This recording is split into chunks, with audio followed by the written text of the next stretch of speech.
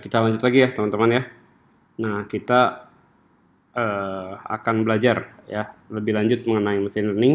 Ini video kedua dari pertemuan keempat. Nah, apa yang akan kita pelajari?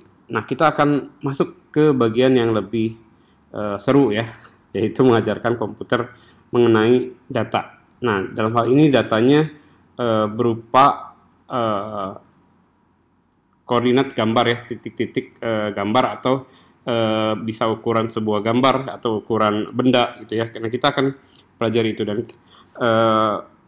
apa yang akan kita ajarkan komputer adalah bagaimana komputer membedakan sebuah bunga, dalam hal ini bunga anggrek ya, atau kita sebut iris. Nah, datanya berisi apa? Nah, ini kita belum pakai murni gambar ya, kita masih pakai ukuran ya, ukuran dari sebuah petal ya, atau tangkai dalam dari sebuah bunga anggrek, dan tangkai luar yang kita sebut sepal. Jadi yang akan diukur adalah panjang dan lebarnya dari sepal dari iris setosa dan petal dari iris setosa dengan iris versicolor dan iris virginica. Semuanya diukur petal sepal. Jadi sepal itu sekali lagi adalah tangkai luar dan petal itu adalah tangkai dalam, teman-teman ya. Nah, ini gambarnya saya tunjukkan kenapa, supaya teman-teman tidak bingung iris itu apa sih. Nah, iris itu adalah bunga ya, bunga anggrek ya ini. Jadi masing-masing punya tangkai luar, tangkai dalam, tapi mereka punya panjang dan lebar yang berbeda dari masing-masing tangkai luar dan tangkai dalamnya, atau kita sebut petal sepal. Nah, dan ini datanya teman-teman ya. Nah, ini yang sudah diobservasi ya. Nah, sudah diobservasi, jadi diukur ya, panjang dari sepalnya berapa, panjang dari lebar dari sepalnya berapa, panjang dari petal dan lebar dari petalnya. Itu adalah iris setosa ya. Jadi iris setosa tuh biasanya nggak terlalu lebar ya petalnya ya.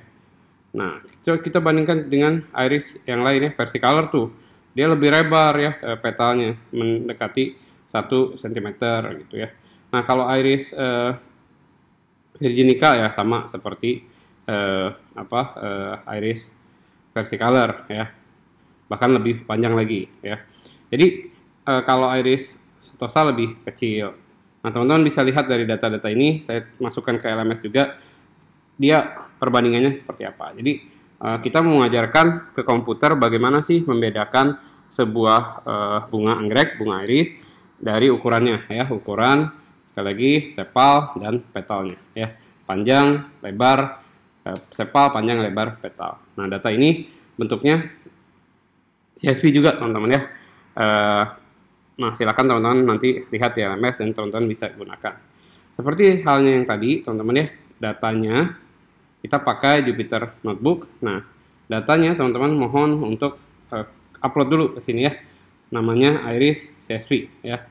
Nah, iris CSV-nya setelah diupload, nah nanti teman-teman seperti biasa buka kembali new kernel. Nah, kemudian masukkan contoh sintaknya ya. Ini kita masih belajar sintak-sintaknya ya. Contoh sintaknya pun saya sertakan di dalam LMS ya. Nah, ini iris data. Nah, saya sedang buka kernelnya ya. Oke, apa sih, bagaimana sih proses mengajarkannya? Jadi saya akan tunjukkan dulu proses mengajarkannya. Teman-teman tidak perlu terlalu pusing dengan sintak yang ada gitu ya. Oh, kayaknya sintaknya tuh kita harus hafalkan, enggak. Kita hanya pakai ini sebagai tools, sekali lagi sebagai tools. Jadi kita akan lihat contoh, cari referensi, dan kita akan pakai ini sebagai tools. Jadi yang pertama saya import dulu library-nya ya teman-teman ya. Seperti tadi ya, di video pertama kita mengimport library ya, kita panggil semua yang ada. Nah, ini sedang proses mengimport library ya.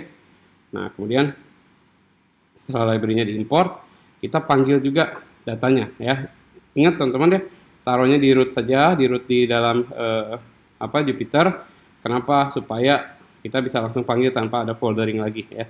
Kemudian kita panggil datanya, kemudian kita coba lihat ya dari headnya sudah betul belum datanya.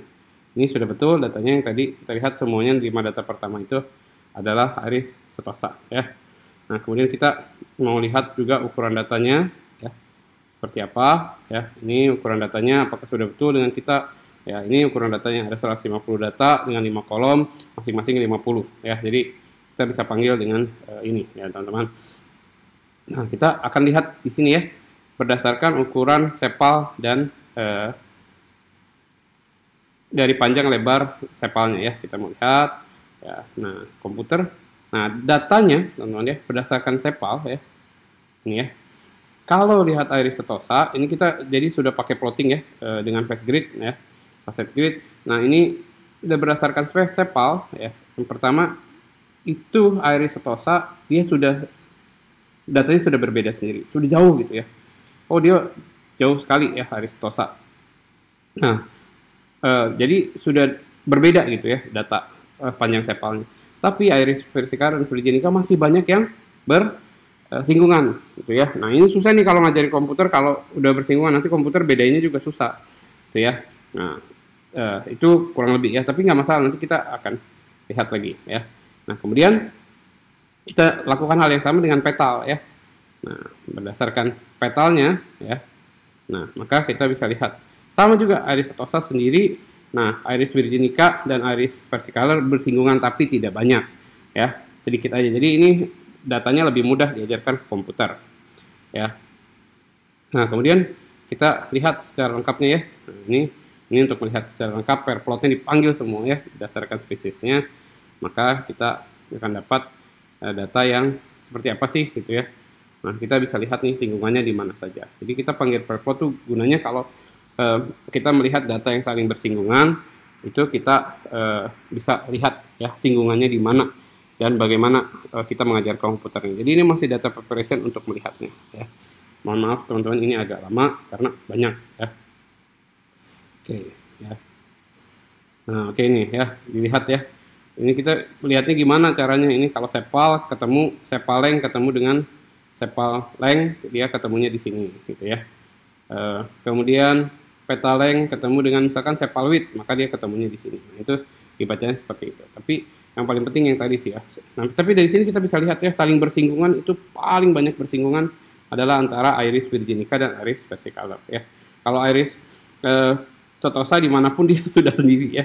Nah, jadi ini datanya lebih gampang, sudah berbeda gitu ya dengan yang lain. Nah, kemudian seperti biasa kita mendescribe datanya ya. Nah, describe datanya berdasarkan 4 data yang tadi, kita bisa lihat rata-ratanya berapa ya. Kemudian jumlahnya berapa, standar deviasi minimal dan maksimalnya. Kita juga lakukan ini ya berdasarkan dengan box plot ya. Lihat ini tidak ada singgungan tapi di sini dia bersinggungan ya. Nah, ini kelihatannya kalau ada garisnya ini dia bersinggungan berdasarkan box plot ya. Oke, saya running dulu ini supaya nanti tidak error ya. Yang lainnya, nah ini, mudah-mudahan ini.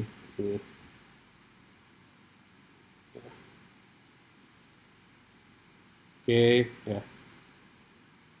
Nah, ini proses. Nah, ini kalau sudah ini proses antara proses preparationnya. Nah, kita sudah mulai masuk ke Skykit, teman-teman ya.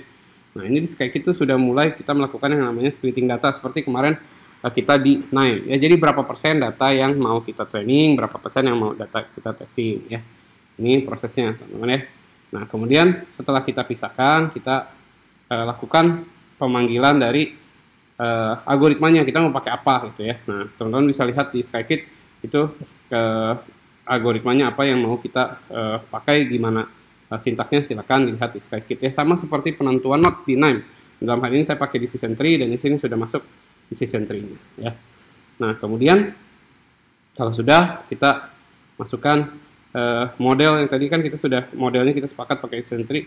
Nah, kita mau tes ya. Oke ya. Yang pertama kita tes adalah akurasinya berapa. Ya. Nah, skor akurasinya ya teman-teman dari data yang training itu 1 atau 100% sudah sangat bagus. Skor akurasi dari data kedua adalah 98%.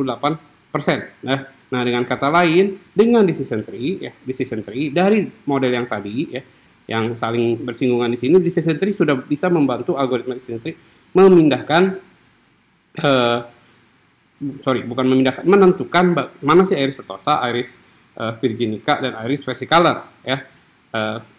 Data trainingnya dan data testingnya dari data testing yang tadi kita pisahkan di sini besarannya ya. Jadi kita tentukan data testingnya berapa ya, data trainingnya berapa, nah kita bisa dapat angka 98%. Yang kata lain teman-teman, dengan decision tree ini sudah sangat akurat sebenarnya gitu kan. Tinggal nanti ya selanjutnya kita akan menentukan model ya.